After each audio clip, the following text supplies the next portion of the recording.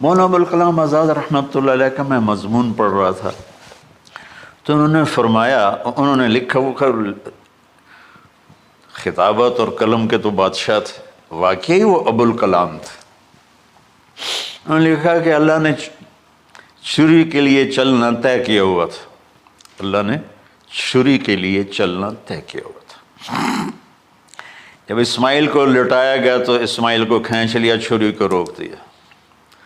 جب میرے نبی کے والد حضرت عبد المطلب جب زمزم کا کنواں کھود رہے تھے تو باپ بیٹا تھے حارث اور عبد المطلب، تو تھک کر کے ایک دن کہنے لگے یا اللہ اگر تو مجھے 10 بیٹے دے گا نا تو میں ایک تیرے نام پہ قربان کروں گا۔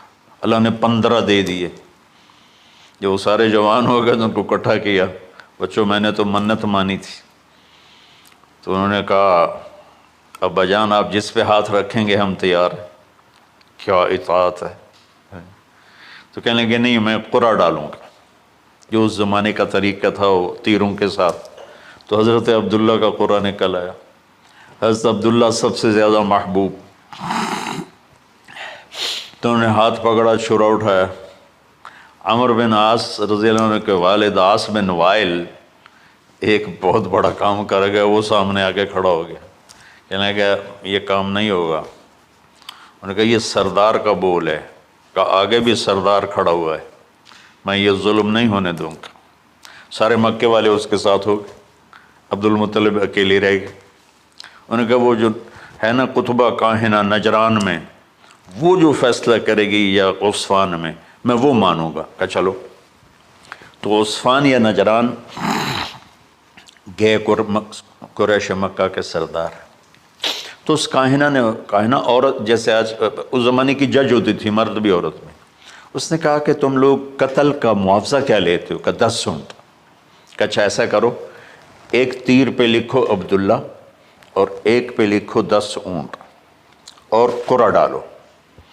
اگر اونٹوں کا قرعہ نکل آئے تو جتنے اونٹ لکھے ہیں وہ ذبح کر کے عبداللہ کو چھوڑ دو، اور اگر عبداللہ کا نام نکلے تو ہر دفعہ 10 اونٹ بڑھا دو۔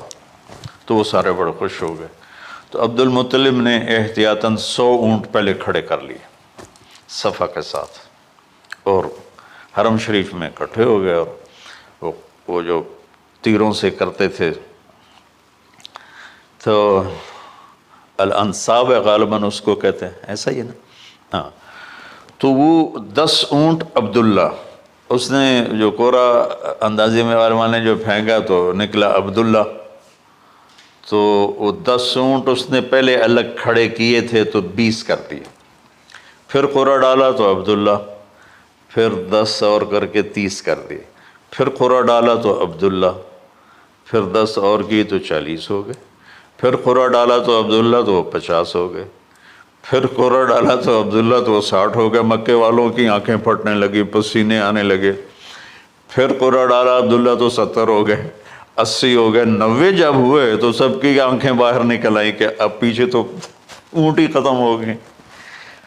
تو پھر قرعہ ڈالا 100 پر تو نکلا 100 اونٹ۔ تو سب نے نعرے لگائے، تو عبد المطلب کہنے لگے نہیں میں ایک دفعہ اور کروں گا، کیا تو پھر 100 اونٹ، پھر سب نے نعرے لگائے، کہا نہیں میں ایک دفعہ اور کروں گا، پھر کیا تو 100 اونٹ۔ تو پھر عبد المطلب نے حضرت عبداللہ کو آزاد کیا، 100 اونٹ خود ذبح کیے۔ تو ابوالکلام آزاد رحمۃ اللہ علیہ فرماتے ہیں دوسری دفعہ وہ چھری چلنے لگی حضرت عبداللہ پر، تو پھر فرمایا کہ اللہ نے اسماعیل کو نکالا، عبداللہ کو نکالا، لیکن چھری نے چلنا تھا۔ جب حسین کی باری آئی تو اللہ نے چھری کو کہا چلو، اور وہ کاٹتے چلی گئی کہ اجر مولی کی۔ میرے نبی کی ساری نسل ذبح ہو گئی۔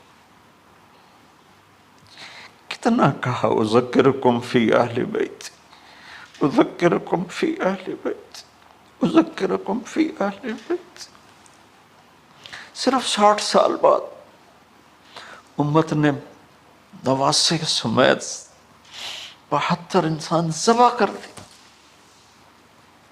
کہ جنازے بھی نہ پڑھنے تھے۔ اقبال نے کہا تھا نا، قتل حسین اصل میں مرگ یزید ہے، اسلام زندہ ہوتا ہے ہر کربلا کے بعد۔ اللہ سے محبت کرو، اللہ کے نبی سے محبت کرو، اللہ کے نبی کے گھرانے سے محبت کرو، اللہ کے نبی کے صحابہ سے محبت کرو، اللہ کے نیک بندوں سے محبت کرو۔